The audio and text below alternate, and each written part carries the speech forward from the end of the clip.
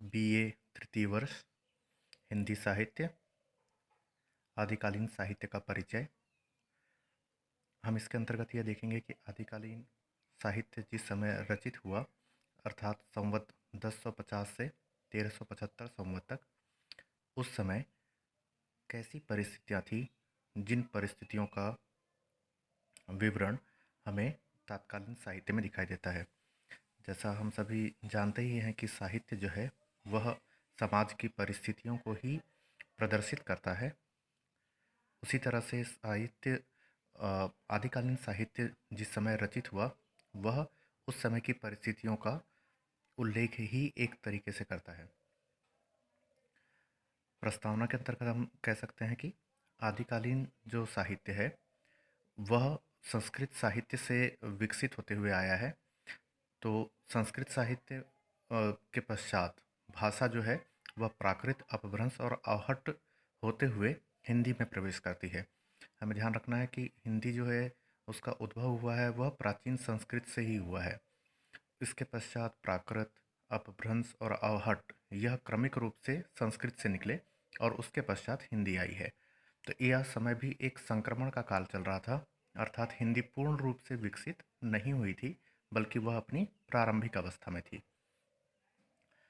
समय जैसा कि हमने अभी उल्लेख किया, रामचंद्र शुक्ल जी ने संवत 1050 से संवत 1375 तक का समय आदिकाल का माना है और वे पहले आदिकाल को रासो साहित्य पर आधारित रचनाएं अधिक मिलने के कारण वीर गाथा काल कहते थे।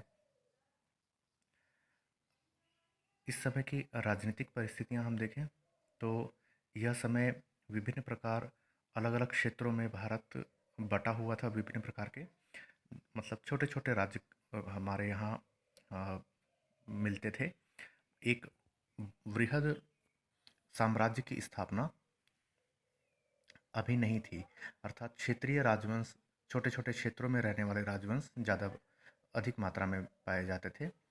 राजा भोज जो हैं वो मध्य प्रदेश में रहते थे और हम्मीर देव ये के समय का राजस्थान के क्षेत्र में रहते थे। इनके राजवंश का समय ही का जो पीरियड है हम कह सकते हैं कि वह आदिकाल का पीरियड है। जैसे राजा भोज का समय है 1000 से 1055 और हम्मीर देव का है 1300 ईस्वी, जब अलाउद्दीन खिलजी ने आक्रमण किया था। इस समय की राजनीतिक परिस्थितियां हम कह सकते हैं कि छोटे छोटे राज्य एक दूसरे से निरंतर युद्ध में अपना समय बिताते थे और एक तरीके से साम्राज्य विस्तार करते रहते थे, जिससे अराजकता की स्थिति उत्पन्न हो जाती है। अराजकता यानी विभिन्न राजा अगर आपस में लड़ते रहते हैं तो कहीं ना कहीं शांति स्थापित नहीं हो पाती है और जनता जो है वह यह निर्णय नहीं कर पाती है कि शांतिपूर्वक व्यापार या साहित्य का विकास किस तरीके से किया जाए। युद्ध बहुत अधिक होते थे, तो इसी कारण राष्ट्र साहित्य हमारे आदिकाल में अधिक मात्रा में उपलब्ध है।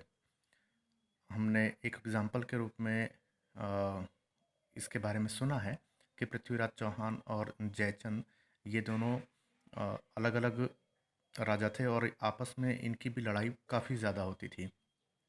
पृथ्वीराज चौहान के ऊपर ही बाद में मोहम्मद गौरी ने आक्रमण किया था। इसके पहले वह जयचंद से भी युद्ध करते हुए अपनी सेना को कमज़ोर कर चुके थे। दोनों अपनी सेना को कमज़ोर कर चुके थे, तो मोहम्मद गौरी ने एक एक करके इन दोनों राजा को पराजित कर दिया।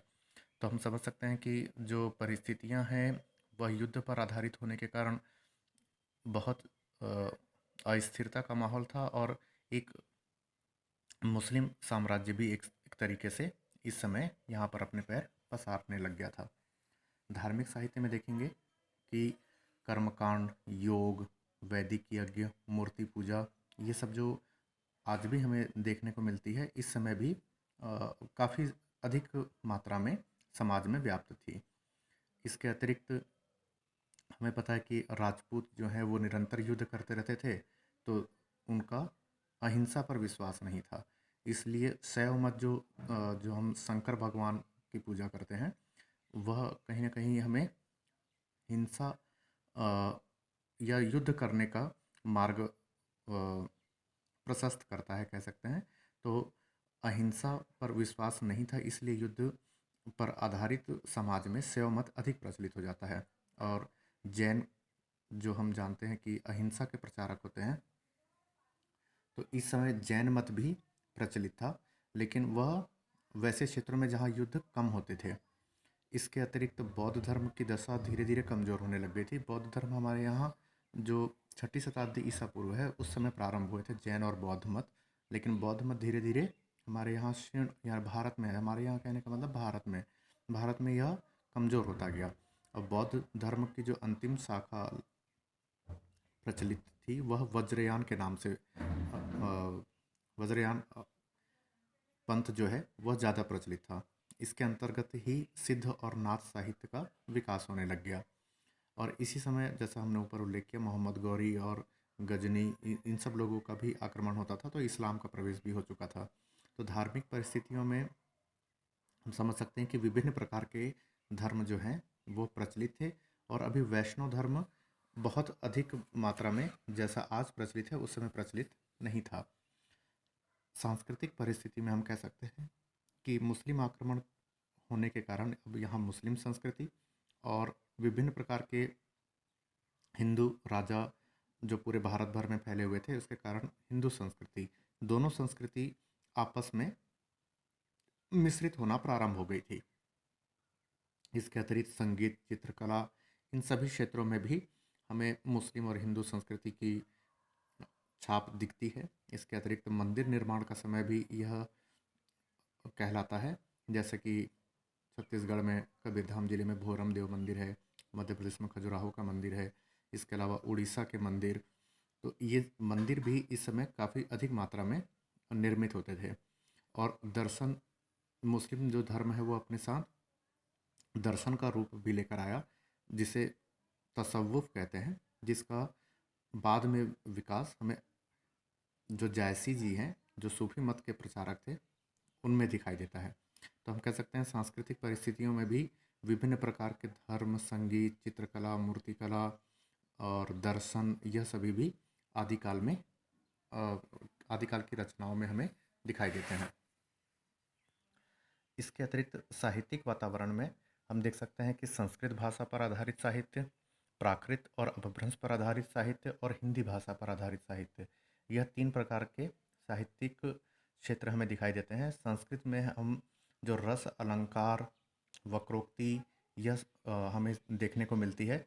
इसी का एक विकास ध्वनि संप्रदाय के रूप में भी होता है, जिसके प्रवर्तक आनंदवर्धन थे। और भरत मुनि का जो रस सूत्र है उसकी व्याख्या अभिनव गुप्त ने की थी।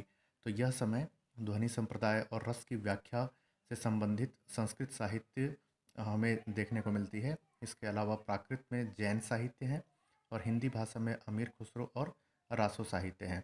इस प्रकार हम देखते हैं कि आदिकालीन साहित्य में हमें जो उस समय की परिस्थितियाँ थी, चाहे वह राजनीतिक परिस्थिति हो, धार्मिक परिस्थिति हो, या सांस्कृतिक परिस्थिति हो, या साहित्यिक वातावरण हो, यह सभी एक उस समय के साहित्य को प्रभावित करते हैं।